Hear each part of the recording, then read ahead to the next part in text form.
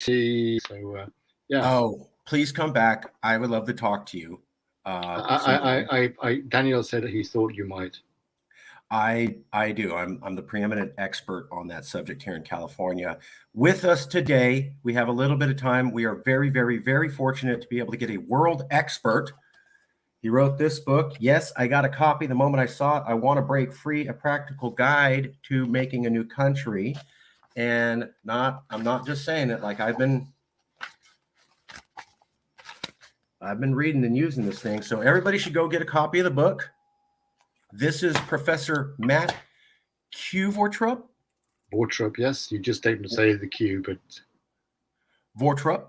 And he studies at Coventry, or is a professor at Coventry University. He's also the author of I Want to Break Free: A Practical Guide to Making a New Country.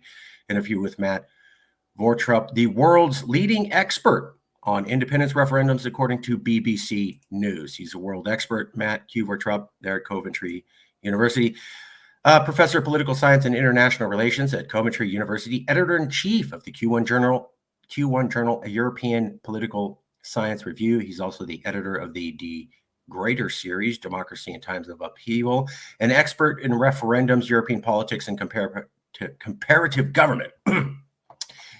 Recently, Qvortrup has worked with brain scientists to understand the neuroscience of political action. Professor Qvortrup was awarded the PSA Prize in 2013 for his research on political institutions and policy outputs. His book, Angela Merkel, Europe's Most Influential Leader, was translated into Russian, Chinese, and Korean. He's also been a special advisor to the House of Commons, and he had previously worked as a member of President Obama's Special Envoy team in Africa. He's earned a doctorate in politics at Brasenose College, University of Oxford in 2000. He's also a qualified lawyer, holds a diploma from the College of Law in London. He's described by the BBC as the world's leading expert on referendums. We already covered a little bit about that. He teaches at the American University of Rome. He also teaches at I believe it's the Australian National University. I could be wrong, but it's two different ones. So point is, the guy has a lot of experience around the world. He's recognized as a world expert in this field, referendums. This is the new book that Professor Qvortrup has recently published, I Want to Break Free: A Practical Guide to Making a New Country. These are some of the contents in there. A brief history of self-determination and the making of new states. Start me up: how to establish a movement and win support. What's law got to do with it? I love that. Legal side of creating a new state, the power and the passion, the international politics of creating a new state, constitution building, rebuilding the ship at sea, and shake your money maker, the economics of becoming a new country, and then conclusions, bringing it all back home. Did we get anything wrong with the introduction or with the description of the book? You were very kind and said very nice things about me. So that my head is sort of swooning up to being a bit too big now. So you better get me down on the ground again. So. Hey, when I say go, I say shoot, right? And you having been in, what did you say? Having been in Texas, I know. Having been in Texas, when I don't say that anymore. You know, there's the dangers to health. But I'm wearing the bolo tie now, so to look a little bit. Oh, that's beautiful. That's beautiful. And for everybody to know, the Mexican side of my heritage is Tejano, the original Mexicans who were in Texas before it was there. A little bit of history. What is this book about, briefly? And why did you write it? Why write this book? Why does the world need this book? Isn't there plenty of books about secession? Why is your book different? Why is it important? Why did it need to be written and published? I think it's always good to have a practical guide, and it's what it says in the tin. It's a basic contract law thing that you have to sell a product that literally is what it is. And there are lots of people who have written extremely long tomes about the sort of peculiarities of establishing new states, but they're either in law, purely in law, and they're frankly a little bit dry. And then there's about economics, but actually there aren't that many books on the subject. And my editor at Manchester University Press knew that I had recently been to Papua New Guinea. There's a part of Papua New Guinea the island group of islands just above Australia, and part of Papua New Guinea called Bougainville, where they had a referendum on independence. I was, and I'm again advising the United Nations actually on the succession, the practicalities of succession, and the very sort of learned and slightly dry report that I wrote there. My publisher suggested I should, provide a sort of more Gantt chart approach to what are the things you need to do if you want to set up shop. And I did that, and then I toyed with the idea of calling it "Breaking Up is Hard to Do." The attentive reader or viewer will have noticed that there is a bit of a musical reference going through this book. I Want to Break Free, which of course is my own compatriot, Freddie Mercury. I was going to say. I have a bit of I was once retweeted by Britney Spears, where I've suggested that our Prime Minister here was a devotee of said singer. Oops, I did it again, theories of politics. And I didn't quite get Britney Spears into this book, but I have a chapter which is called "What's Law Got to Do with It?" And there are no prizes for guessing what that particular Tina Turner. That's a Tina Turner theory, yes. Yep. And Start Me Up, of course, is the Rolling Stones. And then Shake Your Moneymaker is Ray Charles, if we just want to go through the list. And there are a couple of others. Very musical, very musical. And I have to back you up. I have been writing and reading and studying secession movements, independence movements since around 2012. So I can go back a decade. There was no handbook, everybody. There was no guidebook. It was super detailed, very long tomes of information, super boring. This is the first book of its kind. I think there's a Professor Ryan Griffiths out of Syracuse also made a handbook. But basically, for the last 10 years, there's been nothing. And then the last 2 years, there's you and Professor Griffiths in the entire surface of the earth have created user-friendly handbooks for people around the planet on if you want to do this. It was a very boutique subject. It was very academic, very high level, hard for regular people to understand. And that's unfortunate because, like you said, there's people in Bougainville.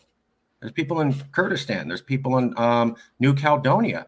They don't have the Sikhs, and there's an article in The Economist this week when we were recording about Sikh independence movement in India, who have been charged with all sorts of terrible things just for really suggesting that they could become an independent country.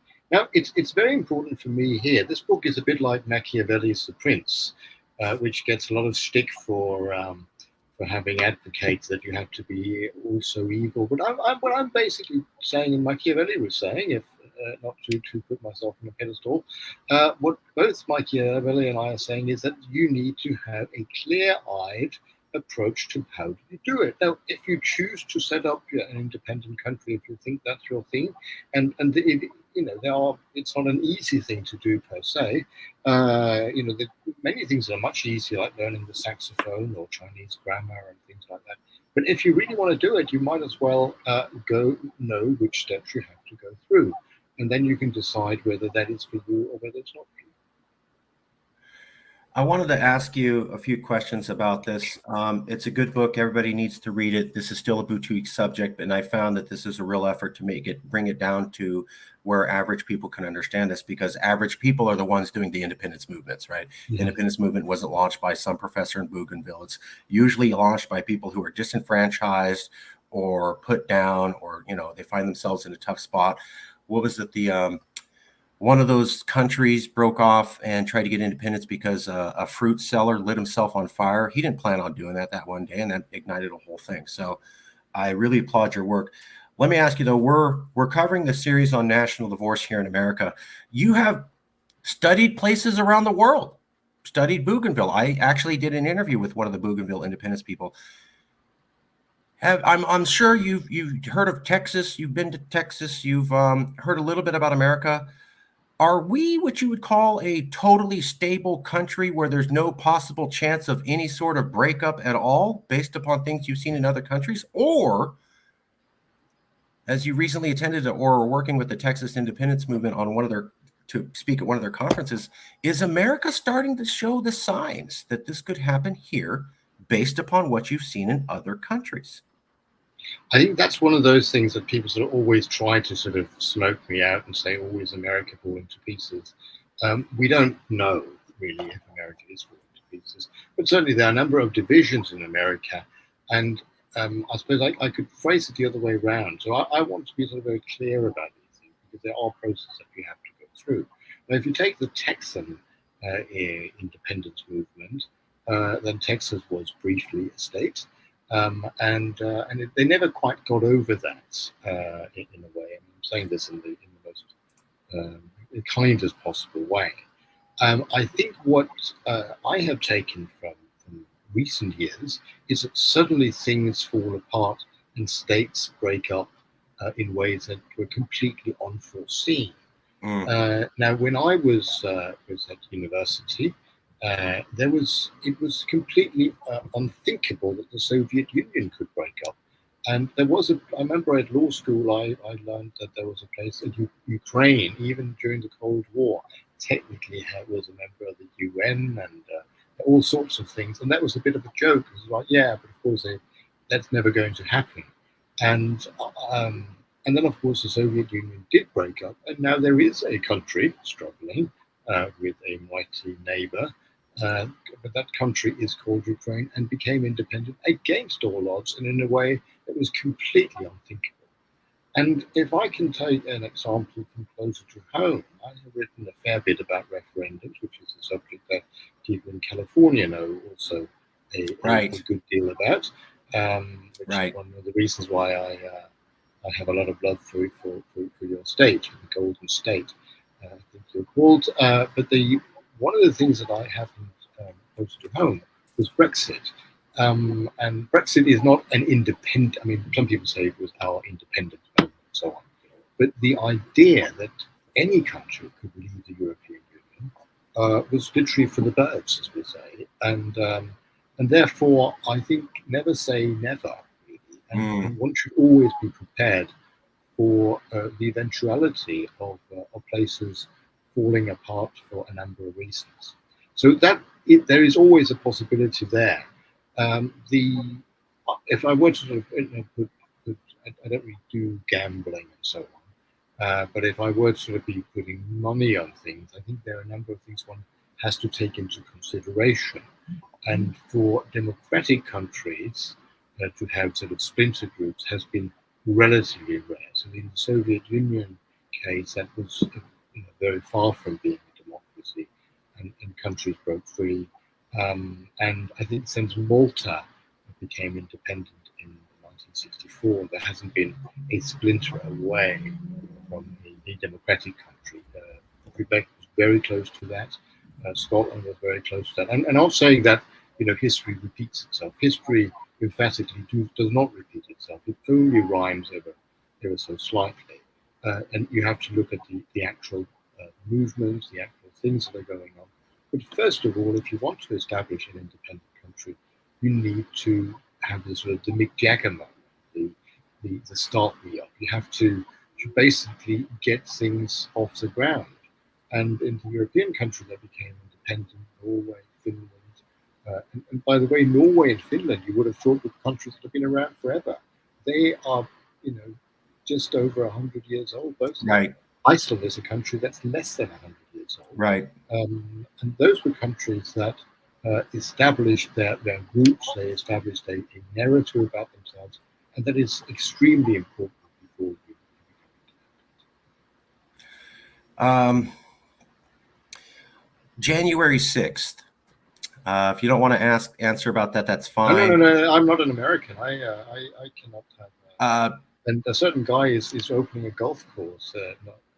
Well, I'm just saying. So one of the questions we have that there's a debate in America. Was January 6th a coup or was it not a coup? In America, we have this debate of it wasn't a coup. It was just some people getting together and it got a little rowdy. And then other people going, no, that was a full-on coup like happens in other countries. Can you take a stance on that debate, Professor? I can. And there was a great sociologist called Max Weber who says the state has a monopoly on violence. Right. There was violence. There were people who were killed. Whether there was a big plan to overthrow the government, I don't know.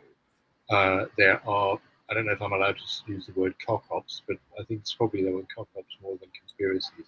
It requires quite a lot of finesse and quite a lot of intelligence and quite a lot of planning to organize a coup. I think there was an uprising of a revolutionary nature. What we saw on that particular day did not lead to a change of government. But if when the thing that brought Lenin to power in 1917 was a revolution, that this was a revolution too. Some people would say that Lenin was brought in using a kind of a palace coup, or I mean, there are all sorts of words for that. Putsch is the other word. Right. But as a non-American, and if you look at all these reports that have been published, and there's all the evidence that you've seen, and I think it hasn't got anything to do with my area of expertise, but it's quite clear to me that this particular incident was not how you do it in a democratic country, and I think, and I know America can do better than that. But it's when you have a situation, this is probably my more sort of my considered judgment on this thing. If you have a situation where people feel that they have to fight, then you have a problem, and you need to do something about it. I have a book coming out called The Political Brain, where I'm sort of looking at, when people engage in these uprisings, and they're often driven by sort of fear of other people. They use a part of the brain that is sort of the angry part. They don't use the debating part of the brain. I think what we have to do in all societies is we have to figure out how we solve the problems rather than win the argument. Now, for example, there is a big debate over immigration in my country, in your country, and the big question then is, what do we do? Do we want a level of immigration? Where do we draw the line? But I think we have to figure out how we find out the problems that we share, and then figure out ways in which we can solve those problems. And I think the reason why America seems to, in some ways, fall to pieces is that there's not even an agreement as to what the problems are. Indeed, it's very rare that we see a debate about policy. Everything seems to be about politics, and very polarized politics. And somebody who has lived in North America, in Canada, albeit, and part of my life in the United States. Again, that's 30 years ago, and there are many things that are completely unrecognizable from the Reagan era. America's changed since you remembered a few decades ago. So would it be fair to say that people should view January 6th as a significant event? It wasn't a nothing event. It wasn't just a haphazard gathering. They got a little out of control. It's historically significant, and it's not necessarily a sign of stability. Would that be a fair conclusion? Well, it's very much a sign of instability. There were people who were doing their job, police officers and so on, who died as a result of this uprising. And that's categorically as well. True. What if it turns out that some of the police officers were in on it? Does that change the nature of it? Because we have video of police officers literally opening doors for some of these guys to come in, and some of the footage that came out after the January 6th investigation. If it turns out... I'm always very reluctant to go down the rabbit hole. Okay. We don't have to go that route. Let me ask you another question. One of the questions we had here was, we had Marjorie Taylor Greene. She's a Congress member, and she talked about national divorce on President's Day. And that got a lot of people upset here. But it started a conversation on if states should leave America or just stay part of America, but split up based upon politics.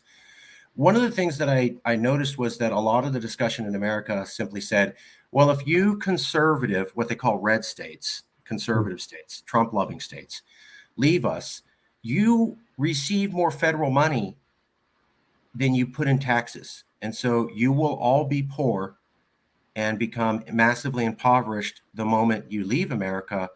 And therefore, any discussion about leaving America for you conservative red states is stupid. End of story. And I thought that that was limited because I've talked to Indeed. some economics professors and they said, well, if you're no longer part of America, then you can change your tax and regulatory code. And when countries can change their tax code and their regulation code, they can, in fact, attract more business. So it's not fair to say that if a state breaks off, you'll just be cut off from federal funds and that's the end of it. What if they lowered their tax rates? What if they changed their way that they ran regulations that might attract investment? Is that a reasonable theory or no? It's a theory that's slightly incomplete, and I think I would rather take it the other way around. I mean, first of all, from an economic point of view, there's infrastructure. That means that Wyoming is not quite as easy to get to as, say, Washington, because Washington is on the sea, and Wyoming is not, and therefore, bringing stuff into Wyoming and out of Wyoming is more difficult. But I think so on, this is one of the reasons why I wrote the book, because I wanted people to be able to make those decisions. And overall, countries, when they become independent, become poorer. Like Britain, after Brexit, has become a poorer place. And most countries, East Timor, for example, became also poorer after. The only exception was Montenegro, which became slightly richer because basically the European Union paid for it. So countries on average lose when they are no longer part of a large race.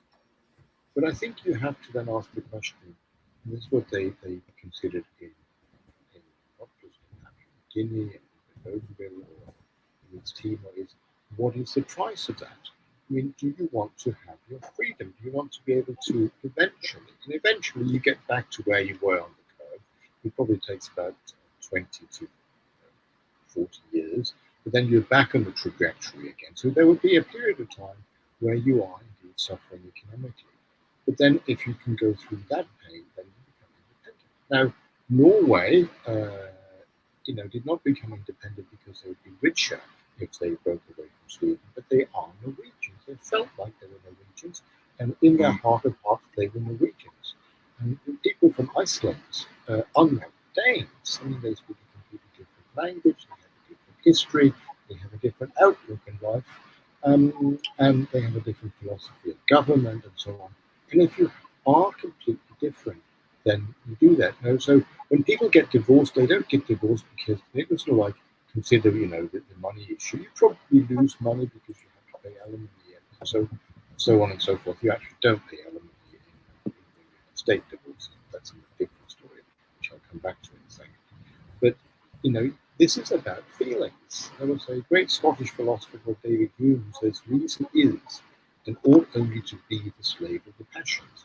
So the passions are the most important thing. So if you passionately believe, and your compatriots and majority of them believe that you are very different, then that should be driving you. So if Wyoming or Delaware or New Hampshire or whatever want and feel that they have this, national soul, if you like, then that should be the driving thing. And the economic issues will come back. Charles de Gaulle, great French president in the 60s, 50s, and 60s, said those troops, the supply troops, should just follow suit, and they should just be there. The logistical troops should just follow suit. And those sort of like the logistics people who do all the practical stuff, they just have to be there. Economics is a means to an end, and we don't do things because of economics. If we do things because that's why the Brexit referendum was lost. I mean, there was an overwhelming economic argument for staying in the European Union, but this was not about sort of short-sighted economic gain. It was about long-sighted belief in your country. It is possible, though, for some countries to obviously passion being the main reason why they want to become independent. But I've heard some examples, like when we look at Biafra, California, or Scotland, where they were saying, if we're independent, we become richer. Like we're subsidizing the mother country. You guys are taking our wealth. Scotland kept talking about the North Sea oil shale, and they go, well, that's all ours. And if we don't have to share it with England, then we become richer. So so in Scotland was paying about 10% of that into the UK coffers, but they got 10.9% back. So and now that would be different. But I think the important thing in Scotland is support for Scottish independence now is higher than it was at the time of the referendum, Really? even though, and even with all the troubles they've had recently with the party and so on. So people, but the thing is that oil is less valuable now because people are shifting to other energy sources. But that's not the argument for Scotland. The argument for Scotland is that Scotland is different. Scotland has a very different accent. They wear kilts. They have a different legal system. They have a different educational system. Scotland is just very, very different. And for that reason, a lot of people in Scotland, not everyone, but a lot of people in Scotland feel that they should be independent. A lot of people in Scotland are opposed to the monarchy, whereas for the rest of the UK, they're in favour of the monarchy. Why should Scotland not be allowed to be what it is, Scottish? So would it be fair to say that if you have substantial cultural differences, there's a real reason for maybe being independent from each other, that it's not about Yeah, it's turning, if those cultural differences are of a political nature, that's when a movement gets off the ground. So it wasn't like the people in Iceland were, when they had a different culture. They had, they literally, the language in Iceland is the language that the Vikings spoke. The Danes who were there, if you like, overlords, they were part of the Danish kingdom. They spoke a dialect which has changed very much, which is what the German words and so on. And the people in Iceland felt that, and over a period of time, probably 70 years, that cultural difference, the sagas and the Viking stories, and all these sort of things, even the food of that was turned into a matter of pride and became a political issue. And on the back of the political issue, political parties were forming, as indeed they were in Norway. I just have to turn this one off. Yeah, I hope you can cut that on that. It's all good. This is fascinating. Cultural differences are of political nature. Independence movements can then get going. You really focused on the cultural differences. And I understood you said, never say never. I love the reference to James Bond. So it's possible that people in America who are saying, "Hey, I'm conservative, red state, and you're blue liberal, and our cultures are just so wildly different from each other," that maybe that is a good enough reason to become independent, because that seems to be the major argument that Marjorie Taylor Greene. I think the if I can sort of slightly caution there, I think that is not a cultural difference. That's an economic, philosophical difference, and it has to be the sort of so that's a debate about, do you like the immigration policy? Do you like the economic policy? Do you think the big infrastructure program is a good idea or a bad idea?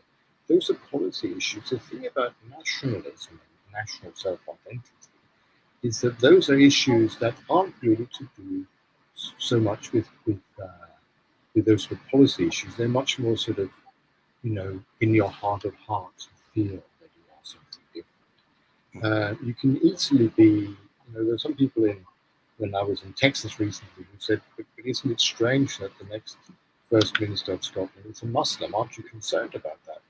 And personally, I think that's a complete non-issue. The issue is that for him, for the First Minister of Scotland, the issue is not religion, it's not economics, it is that he actually believes that there is a country called Scotland.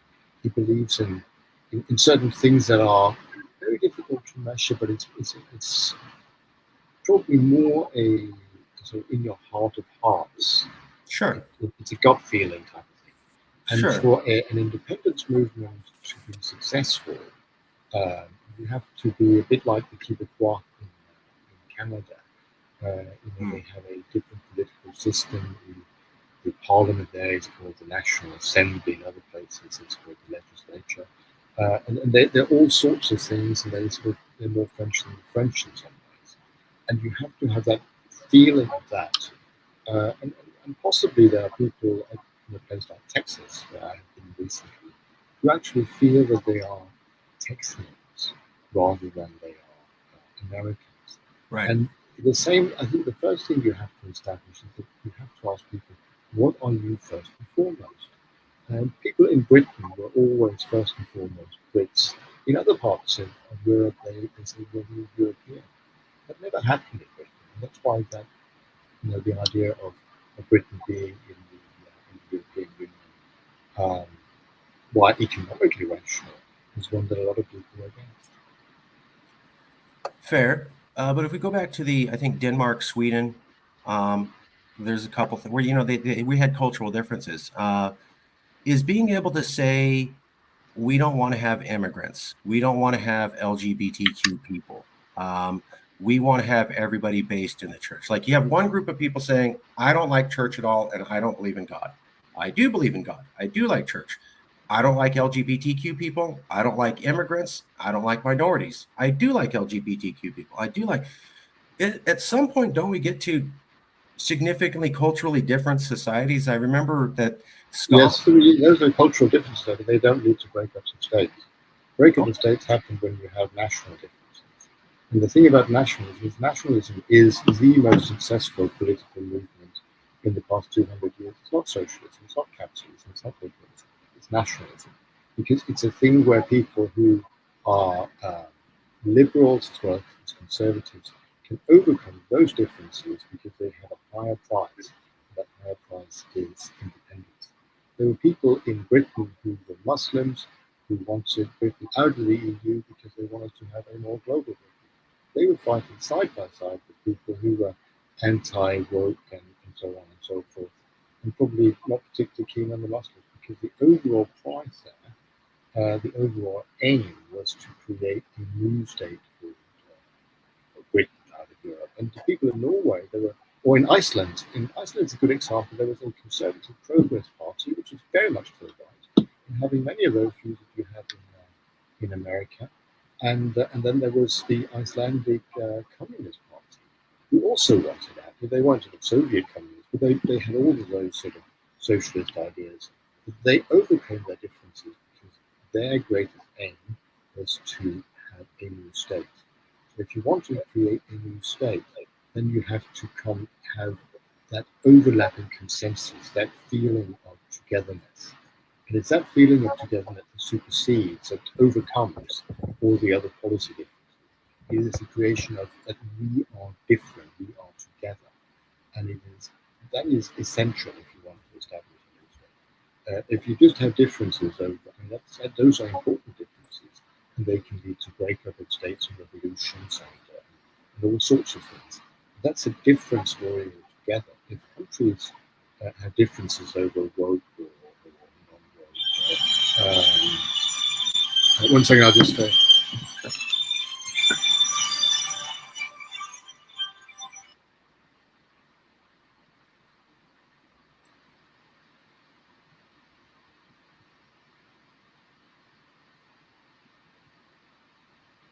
One second, I'll just do this. Oh, sure.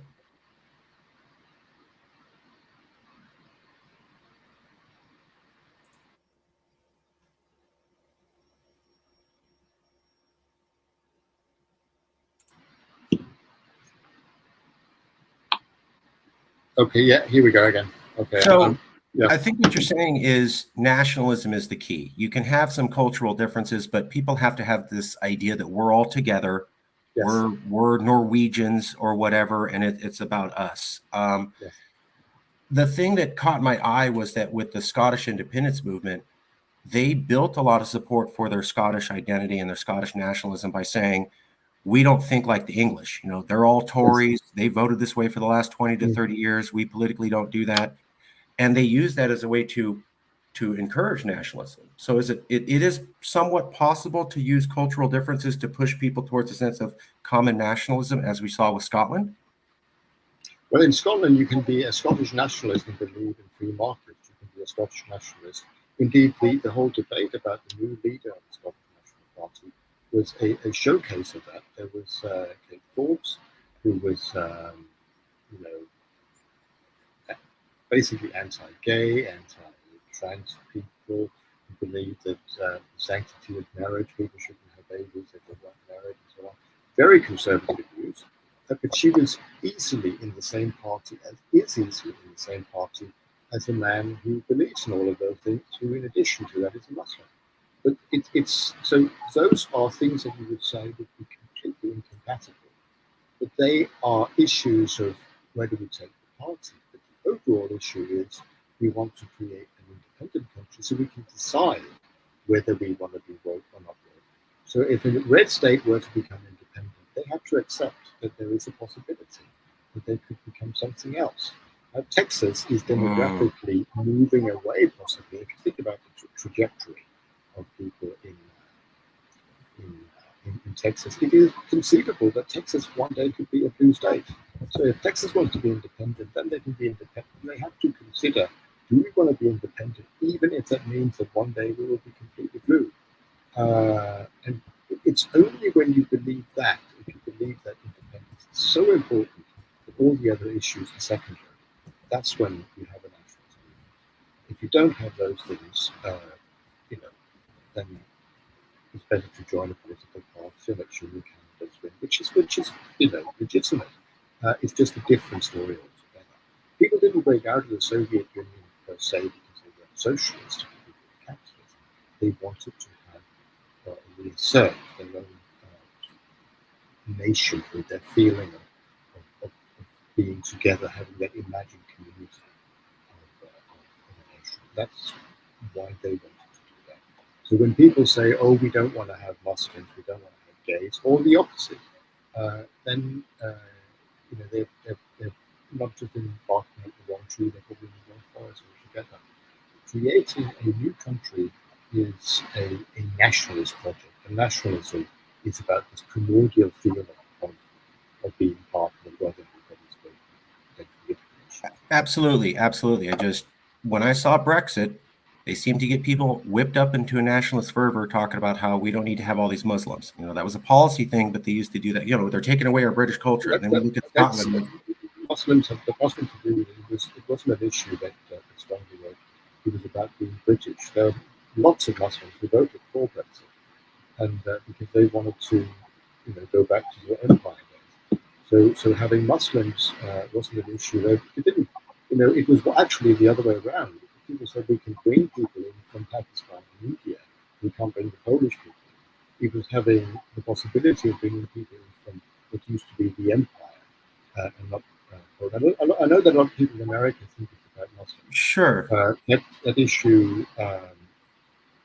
It was actually the other way around. They were fighting to allow Muslims to bring their families in. That wasn't the issue with Brexit.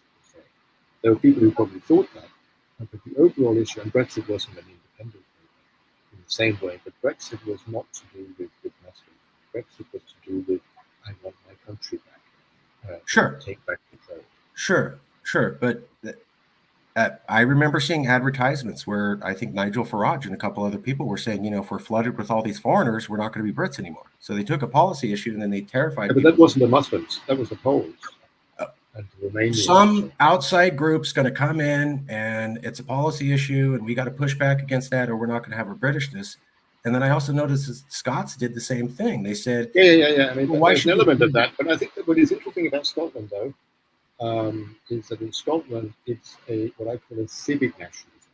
There is now a tartan for Indian people. There's now a tartan for Sikhs in Scotland. So you can be Scottish if you believe in the values of Scotland. You believe that Scotland is a community.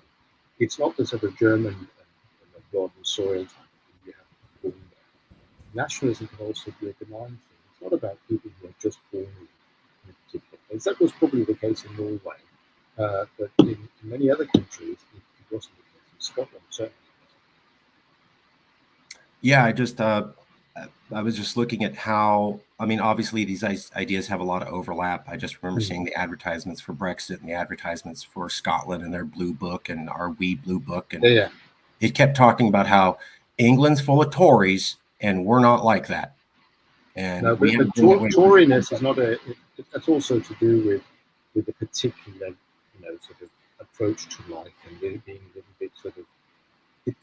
Toryism is also, it's an English mentality and it's an English ideology.